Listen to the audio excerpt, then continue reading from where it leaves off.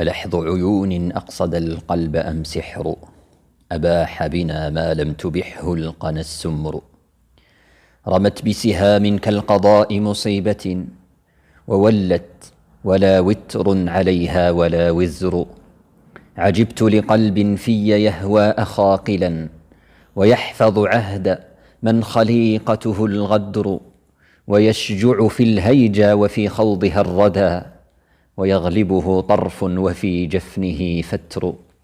لقتني بإنكار النوار وإنما أتت ببديع ما يقر به حجر، ويكذب ذاك الزعم منها تبسم بثغر حكاه في تلألؤه الدر.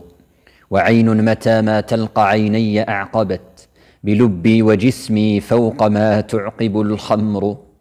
لقد جمعت مثلي الخلال وضدها، فمن فمها الرقيا ومن دلها السحر.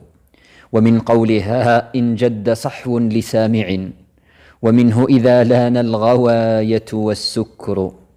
فليتهم يلقون في الحسن مثلها، فيسمع ممن كان يعذلني العذر. ولست بمن يلقي إلى اللوم سمعه، ولست بمن يثنيه عن أمه الزجر. ولا بمبال حين يرضى فعاله، أيتبعها سخط من الناس أم شكر. ولكن فتى ماض على كل حالة، وملء الصدور البغض والحقد والشر. إذا حار لم يسأل وحكم حلمه، وأي الحلوم ما رأى مثله الدهر.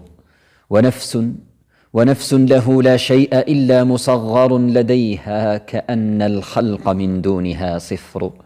وثابت قلب ليس للعجز مسلك إليه، ولم يضمم على مثله صدر. أنا المرء كل الناس يعرف قدره، إذا قيل من هذاك قالوا الفتى الحر. سيبلغ يوما ما أراد بلوغه، بهذا قضى الله الذي عنده الأمر. شجا لفؤادي أن أرى بين معشر ضعاف، وهم إن عد جمعهم كثر.